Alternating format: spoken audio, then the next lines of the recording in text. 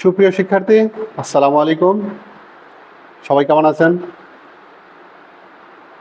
কারা অধিদপ্তর কর্তৃক কারারক্ষী ও মহিলা কারারক্ষী পদে অনুষ্ঠিত হয়ে যাওয়া পরীক্ষার আজকে হচ্ছে গণিতের পূর্ণাঙ্গ সমাধান নিয়ে আমরা আলোচনা করব। আমরা কিছু অঙ্ক আমরা অলরেডি বোর্ডে লিখেছি, আমরা এর ধারাবাহিকভাবে সমাধান করব ইনশাল্লাহ। আপনারা সবাই আমাদের সাথে থাকেন। আমরা এবার কথা না বাড়িয়ে সরাসরি অঙ্কে চলে যাই। আমাদের একটা প্রশ্ন ছিল এরকম, বলেছে 40 টাকায় ক্রয় করে শতকরা কত লাভে বিক্রয় করলে ক্রয় মূল্যের 4/1 লাভ হবে। গণিত আপনার কৌশল, নির্দিষ্ট কোনো নিয়ম মেনে আমাদের অঙ্ক করতে হবে, বিষয়টা এমন না। আমাকে যেহেতু এমসিকিউ প্রশ্ন, আমি যত শর্টকাট করতে পারি, যত বিশ্লেষণ করে করতে পারি, আমার জন্য তত সুবিধা। আমরা এমনভাবে সমাধানগুলো করব, শুধু আজকে অনুষ্ঠিত হতে যাওয়া পরীক্ষার জন্য না, আমাদের এই ধরনের অঙ্ক যে কোনো পরীক্ষায় যেখানে আসুক না কেন আমরা যেন সমাধান করতে পারি, সেভাবেই সমাধান করার চেষ্টা করবো ইনশাল্লাহ। তাহলে প্রথমে আমরা প্রশ্নটা একটু বোঝার চেষ্টা করব। বলছে একটা জিনিস 40 টাকায় ক্রয় করছে, ক্রয় করে বলছে যে কত লাভে বিক্রয় করলে ক্রয় মূল্যের, সে যে জিনিসটা কিনছে ক্রয় করছে তার 4/1 তার লাভ হবে। এইটা কিন্তু খুবই ছোট্ট একটা বিষয়। তাহলে আমরা চিন্তা করি, একটা জিনিস কিনছিল কত টাকা দিয়ে? 40 টাকা দিয়ে। কত টাকা দিয়ে কিনছে? 40 টাকা। আমাদের বলছে কতটুকু লাভ করতে হবে? ক্রয় মূল্যের এই অংশ। তাহলে এই অংশ যদি হয়, আমাদের ক্রয় মূল্য কত ছিল? 40 টাকা। তাহলে তারই 4/1। তাহলে আমরা দেখি আসলে লাভ কত হয়। তাহলে আমরা একটু চেষ্টা করি, কত আসে? 10 টাকা। তাহলে আমাদের এই 40 টাকায় তাকে 10 টাকা লাভ করতে হবে। এইটা কিন্তু আমাকে চায় নাই, চাইছে কি যে শতকরা কত লাভ করতে হবে। তাহলে এটা খুবই সহজ একটা বিষয়, এটা না আমাকে আর মাথা ঘামানোর কোনো প্রয়োজন নাই। তাহলে আমরা খুব সহজেই বলতে পারি। তাহলে এখান থেকে আমরা দেখলাম কি 40 টাকা তার কত টাকা লাভ হয়েছে? 10 টাকা। তাহলে আমরা এইভাবে লিখতে পারি, 40 টাকায় লাভ হয় 10 টাকা। যেহেতু আমাকে এমসিকিউ, আমাকে যতটা শর্টকাট করা যায় আমরা সেইভাবে চেষ্টা করব। তাহলে 1 টাকায় তার কত লাভ হবে? 1 টাকায় লাভ হবে, তাহলে কম হওয়ার কথা, বেশি তো আর হবে না। তাহলে আমরা ডিভাইডেড 40। এইবার হিসাব হলো কি শতকরা, অতএব 100 টাকায় তার কত লাভ হবে? তাহলে 100 টাকায় লাভ হবে কত? গুণন 100। এই তো হিসাব, তাই না? এই অঙ্ক করার জন্য আমাকে সর্বোচ্চ কত? 5 থেকে 10 সেকেন্ড সময় লাগবে। তাহলে আমরা কি কাটাকাটি করলে কত পাচ্ছি? 0 0 যদি কেটে যায়, 4 5 25। তাহলে আলটিমেটলি আমরা কত পেলাম? এখানে পাইলাম আমরা কত? 25%। কেন পার্সেন্ট? বলছে শতকরা কত লাভ।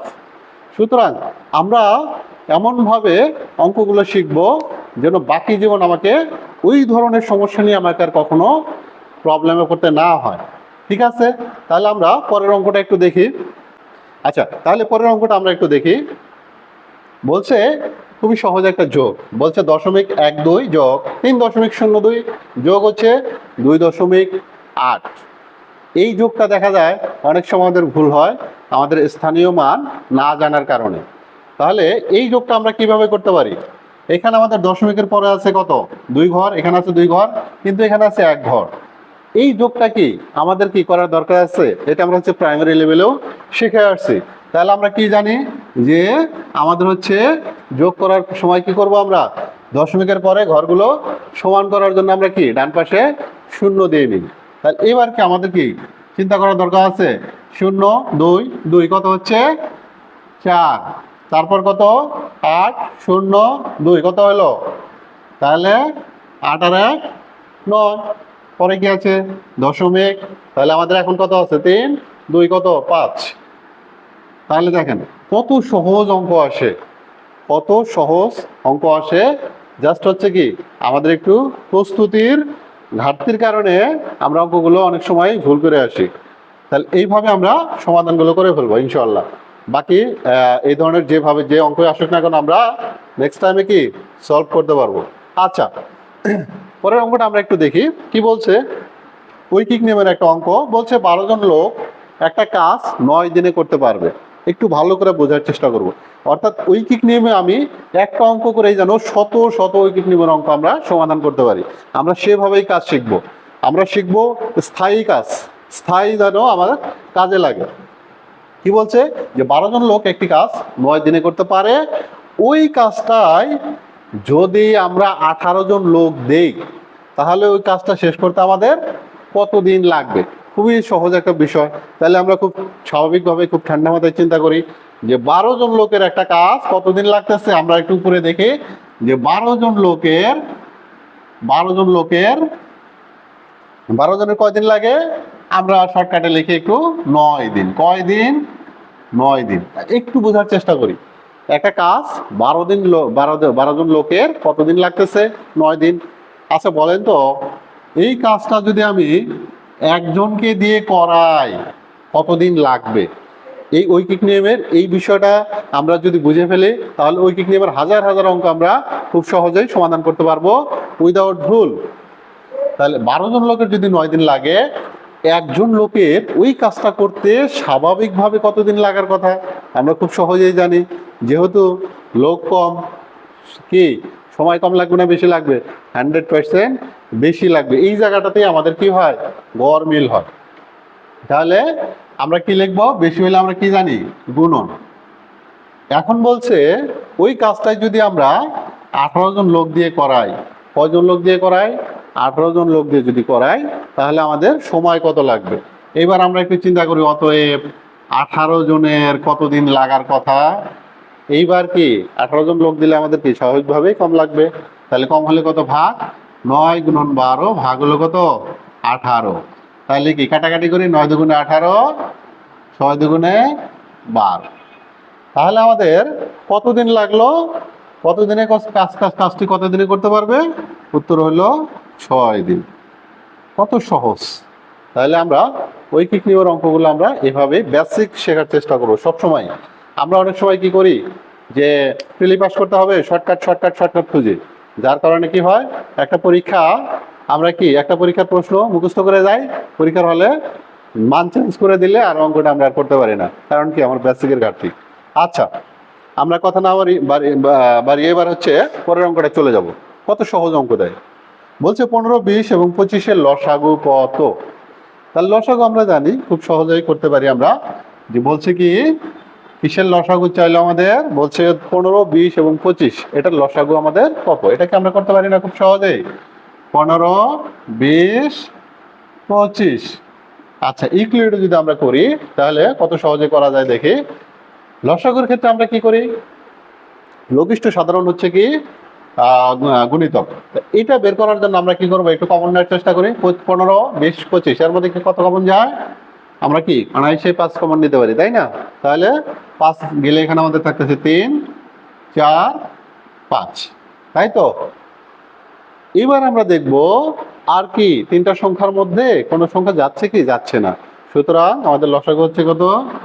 5 গুণন 3 গুণন 4 গুণন 5। আমরা এই গুণনগুলো একটু টেকনিকের সাথে গুণ করব। টেকনিকের সাথে গুণ করলে কি হবে? গুণ করাটা আমার জন্য খুব সহজ হয়ে যায়। আমরা অনেক সময় কি করি, এই অনেকগুলো সংখ্যা থাকলে গুণন করতে গিয়ে হিসাবে ভুল করি, অনেক বড় গুণ হয়ে যায়, ফলাফল দেখা যায় কি এই গুণ করতে আমরা টাইমটা অনেক বেশি নিয়ে ফেলি। আমরা যখন গুণ করব খুব সহজ কোন কিভাবে করা যায় সেটা আমরা একটু চিন্তা করব। আচ্ছা, আমরা যদি এই 5-এর সাথে 3 না গুণ করে আমরা যদি এক কাজ করি, এই 5-এর সাথে 5 গুণ করি, কোনো সমস্যা কিন্তু নাই। তাহলে 5 5 আমাদের কত হয়ে গেল? 25। এরপর আমরা কি 3 গুণ করব এর সাথে? না, আগে 3 গুণ করব না। তাহলে আমরা কি এরপর আমরা এর সাথে 4 গুণ করে দিব। তাহলে আমরা কি জানি 4 25-এ কত? 100। দেখেন গুণন কত সহজভাবে করা যায়। তাহলে 4 25-এ কত হয়? 100। এইবার কি 100-এর সাথে 3 গুণ করা কি আমার জন্য খুব কঠিন কিছু? আমারই কঠিন কিচ্ছু না। তাহলে 100 গুণন 3 মানে হচ্ছে কত? 300। তাহলে আমাদের কত আসলো? 300। আমাদের কিন্তু এইটা আপনাদের অনেক সময় কি এই 300 প্রশ্নে উত্তর নাও থাকতে পারে। আপনার উত্তর দেওয়া থাকতে পারে 600। মানে কি আমরা কি করব? ভেবা চাকা খেয়ে যাবো, কি ব্যাপার আমার প্রশ্ন তো 300 নাই, আমার কি তাহলে লসাগু করা ভুল হলো? না। তাহলে 300-র গুণিতক কত? 600। অবশ্যই 600 কি হবে? এই 15, 20, 25-এর লসাগু হবে। ঠিক আছে? আচ্ছা, এরপর আমরা পরের অঙ্কটায় চলে যাব। আচ্ছা, আমরা এবার পরের অঙ্কটা একটু চলে যাই সরাসরি। কি বলছে, একটি ত্রিভুজাকার ভূমির দৈর্ঘ্য 6 মিটার ও উচ্চতা 4 মিটার, ত্রিভুজাকার ক্ষেত্রটির ক্ষেত্রফল কত? তাহলে এই যে একটা সিলিয়াক টাইপের একটা অঙ্ক, আমরা কি জানি, ত্রিভুজ তো চিনি, তাই না?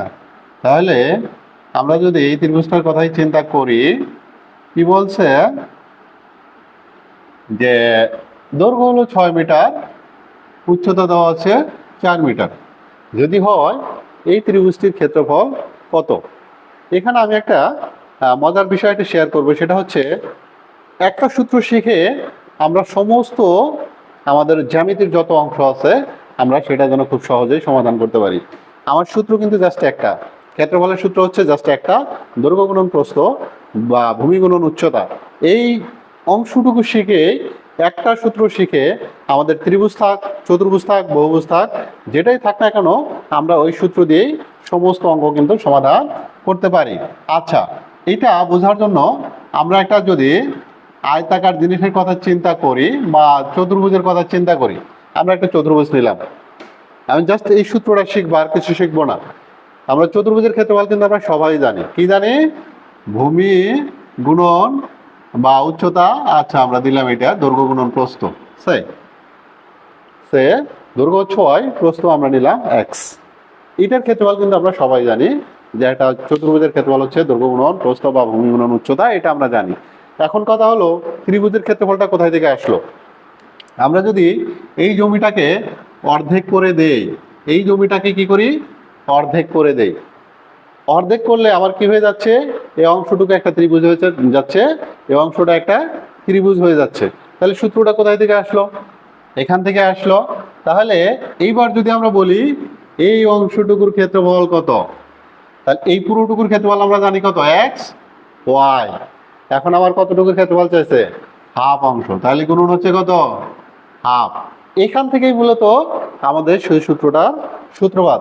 আমরা ক্ষেত্রফল, ত্রিভুজের ক্ষেত্রফল, সেখান থেকে আমরা বলি কত, ক্ষেত্রফল সমান কত জানি আমরা, হাফ ভূমি গুণন উচ্চতা। এটি হচ্ছে আমাদের কি, একটা ত্রিভুজের ক্ষেত্রফল। কিসের? একটা ত্রিভুজের ক্ষেত্রফল। অর্থাৎ সরাসরি সূত্র থেকে কিন্তু আমাদের অঙ্কটা চলে আসছে।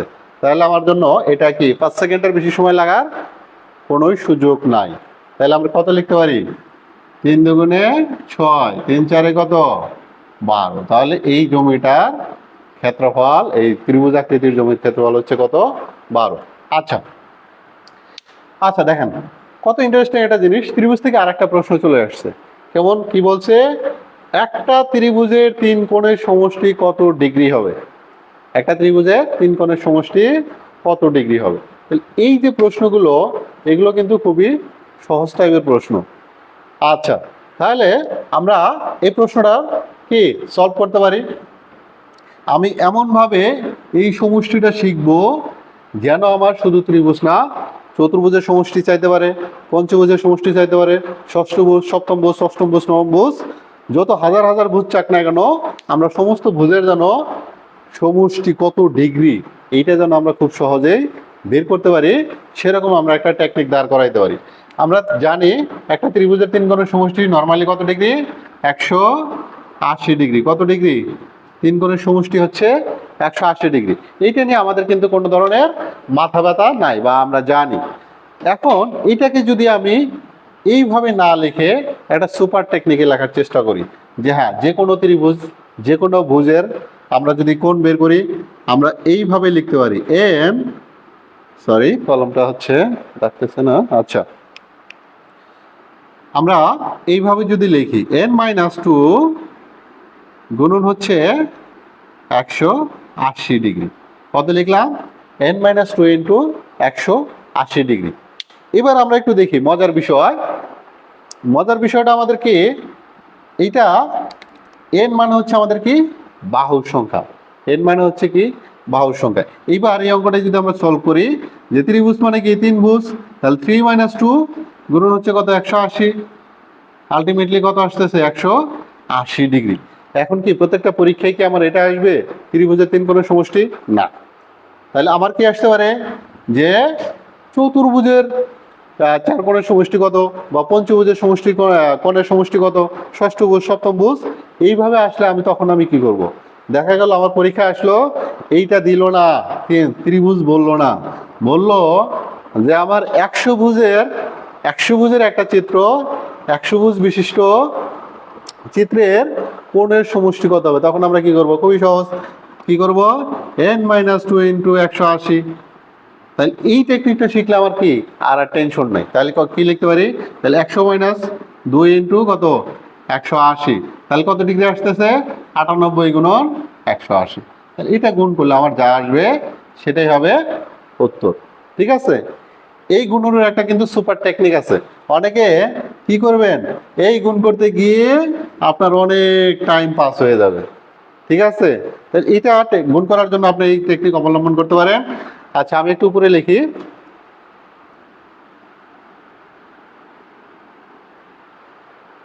কি গুণটা বললাম যে 98 গুণন হচ্ছে কত?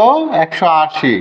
এইটা গুণ করতে গিয়ে আমাদের হচ্ছে কি 1 মিনিট সময় যদি ব্যয় হয়ে যায়, তাহলে পরীক্ষার হলে প্রতিটা সেকেন্ডের আমাদের কিন্তু ভ্যালু অনেক বেশি। তাহলে এটাকে আমরা যদি চিন্তা করি 100-2 আগের মতো করে, তাহলে এই 100-র সাথে কিন্তু আমাদের কত 180 গুণ করা কিন্তু খুবই সহজ, খুবই সহজ। তাহলে আমরা কি করতে পারতেছি? এখানে আসতেছে কত? 18, আর এখানে 2 শূন্য, এখানে কত? 18 দুগুণে 36। তাহলে এখন কি এই 360 এখান থেকে বিয়োগ করাটা কিন্তু আমার জন্য খুব সহজ হয়ে যাচ্ছে গুণ করার চেয়ে।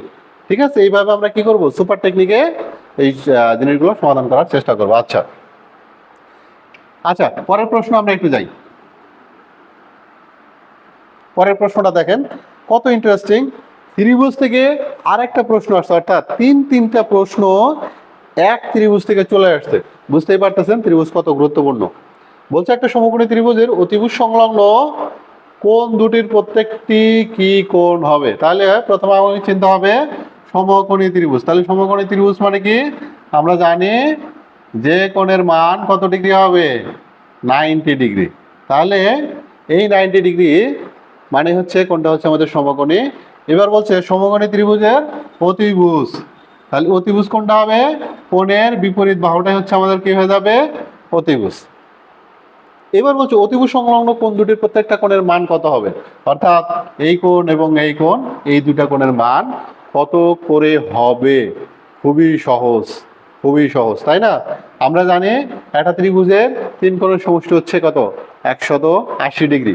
যেখানে অলরেডি একটা কোণের মান কত? 90 ডিগ্রি। একটা কোণের মান অলরেডি কত হয়ে গেছে?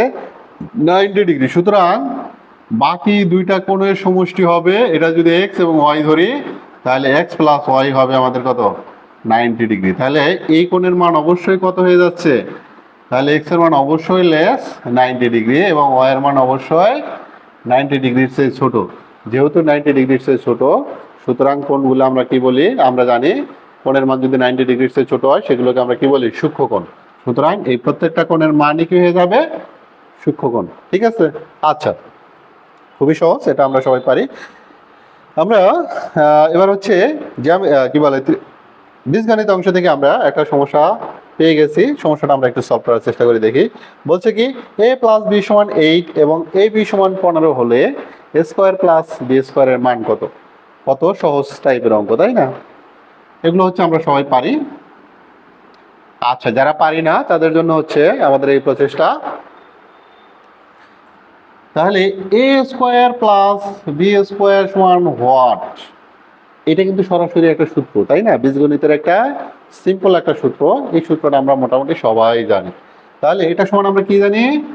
a square plus b square মানে হচ্ছে a plus b whole square minus 2ab। তাহলে আমাদের সরাসরি কি মান দেওয়া আছে না? a প্লাস b সমান হচ্ছে 8 স্কোয়ার মাইনাস 2 ইন্টু ab এর মান কত বলছে? 15। তাহলে কত আসে? 8 স্কোয়ার করলে আসতেছে 64, 15 দুগুণে 30। তাহলে থাকতেছে আমাদের কত? 34। তাহলে a স্কোয়ার প্লাস b স্কোয়ারের মান আসতেছে 34। ঠিক আছে? আচ্ছা, ওকে, আমরা এবার পরের অঙ্কে চলে যাব। আমাদের হচ্ছে 9 নম্বর অঙ্ক। কি বলছে? আমরা একটা বিষয় খেয়াল করলাম কি, যে জ্যামিতির অংশ থেকে কিন্তু অনেকগুলো অঙ্ক চলে আসছে। হ্যাঁ, আর একটা অঙ্ক বলছে একটি আয়তক্ষেত্রের পরিসীমা, আয়তক্ষেত্রের পরিসীমা বলছে 40 মিটার, এর প্রস্থ যদি 5 মিটার হয়, আমাদের দৈর্ঘ্য কত? তাহলে আয়তক্ষেত্র নিয়ে আমাদের কোনো টেনশন নেই, আমরা আয়তক্ষেত্র চিনি সবাই। তাহলে এই যদি হয় আমাদের আয়তক্ষেত্র, আমাদের বলছে একটা আয়তক্ষেত্রের পরিসীমা, পরিসীমা বলতে আমরা কি বুঝি? অর্থাৎ হচ্ছে তার বাউন্ডারিটা, ঠিক আছে? বাউন্ডারির যোগফলই হচ্ছে আমাদের পরিসীমা। তাহলে এই 4টা বাহুর যোগফল আমাদের কত? 40 মিটার। 4টা বাহুর যোগফল আমাদের 40 মিটার। যেহেতু আয়তক্ষেত্র, এই বাহু আর এই বাহু, এই বাহু এই বাহু কি দুটাই বিপরীত বাহুগুলো সমান সমান্তরাল, তাই না? তাহলে আমাদের বলছে যে এর প্রস্থ দেওয়া আছে, অর্থাৎ এর প্রস্থ হচ্ছে কত? এটা 5 মিটার, এটাও 5 মিটার। এখন বলছে এর দৈর্ঘ্যটা কতটুকু? এই প্রশ্নটা আমরা খুব সহজেই জানি। তাহলে আমরা কি জানি? পরিসীমা মানে কি? কি বলছি? 4টা বাহুর যোগফল, তাই তো? আচ্ছা, আমরা ধরে নিলাম দৈর্ঘ্য এক্স, এক্স সমান হচ্ছে কত? 40 মিটার, তাই তো? হিসাবটা তো এইটাই। পরিসীমা হচ্ছে তার বাহুগুলোর সমষ্টি। তাহলে এখানে আসতেছে কত? 10 + 2x = কত? 40। তাহলে আমরা যদি একটু একটু উপরে লিখি, আমি কত আসতেছে? 2x সমান কত? 40 - 10, দ্যাট মিন কত? 30। অতএব x সমান কত আসতেছে? 15। তাহলে 30/15। তাহলে আমরা পাচ্ছি কত? এই আয়তক্ষেত্র আমাদের দৈর্ঘ্য হচ্ছে কত? 15 মিটার। ঠিক আছে, এইভাবে আমরা কি করব? অঙ্কগুলো সমাধান করবো। হ্যাঁ, ওকে। আমরা লাস্ট অঙ্কে একটা সর্বশেষ একটা অঙ্ক আছে, এই অঙ্কটা আমরা শেষ করে দেব। আমরা এই অঙ্কটা একটু খেয়াল করি। কি বলছে? বলছে 9a³ b² c² 12a² bc ও 15ab³ c³ এর গসাগু কত? ঠিক আছে, তাহলে বেসিক জিনিসটা আমাকে আগে শিখতে হবে, গসাগু। তাহলে গসাগুর ধারণাটা মোটামুটি আমরা সবারই আছে। গসাগু মানে হচ্ছে গরিষ্ঠ সাধারণ গুণনীয়ক। গরিষ্ঠ অর্থাৎ বড়, গুণনীয়কের সবচেয়ে বড় যে মানটা, সেটা হচ্ছে আমাদের গরিষ্ঠ। এবার আমরা একটু দেখার চেষ্টা করি। 9 এখানে আছে কত? 9, এই পাশে আছে আমাদের 12, আর এই পাশে আছে আমাদের কত? 15। তাহলে এই 9, 12, 15 এদের হচ্ছে গুণনীয়কগুলো কত কত আসতে পারে? তাহলে আমাদের আছে কত? 3, আর আছে এখানে আমাদের কত? 3। তাহলে 12, 3, 4, এখানে কত আসতেছে? 3, 5। এই তো, তাই না? তাহলে এখানে আমাদের দেখতে হবে গরিষ্ঠ সাধারণ গুণনীয়ক, এদের ভিতরে সবচেয়ে কমন মান কোনটা আছে? 3। সুতরাং 9, 12, 15 এদের গসাগু আমরা কত পেয়ে গেলাম? এদের গসাগু পেয়ে গেলাম আমরা 3। ঠিক আছে, আমাদের সংখ্যার কাজ শেষ। এবার আমরা দেখব a³ b² c a² bc এবং b³ c³ এর গসাগুটা কত হয়। তাহলে a³ b² c² আর একটা হচ্ছে কত? a² bc ab³ c³। এগুলো আমরা কিন্তু খুব সহজেই পারি। আমরা চাইলে এটাকে এইভাবে লিখতে পারি। এটা হচ্ছে আমাদের একেবারেই বেসিক হয়ে গেল। a গুণন a গুণন b গুণন c, এখানে আসতেছে কত? a গুণন b গুণন b গুণন b। ঠিক আছে, এই হচ্ছে তাদের গুণনীয়কগুলো। এখন আমাদের বের করতে হবে সাধারণ। তাহলে 3টার মধ্যে আমরা কমন কি পাচ্ছি? a পাচ্ছি, তাই না? আর কি কমন পাচ্ছি? একটা b পাচ্ছি, আর হচ্ছে কি পাচ্ছি? একটা c পাচ্ছি। সুতরাং আমাদের গসাগু এইগুলো বীজগণিতের রাশির মধ্যে কত আসতেছে? a b c। তাহলে আমরা পেলাম কত উত্তর? 9a³ b² c 12a² bc ও 15ab³ c³ এর গসাগু হচ্ছে কত? 3abc। এইভাবে আমরা কি করব? গসাগু, সমস্ত গসাগু যত ধরনের গসাগু আসুক না কেন, এইভাবে আমরা কি করব? সমাধান করব। তো ঠিক আছে, আজকে এ পর্যন্তই। আল্লাহ হাফেজ।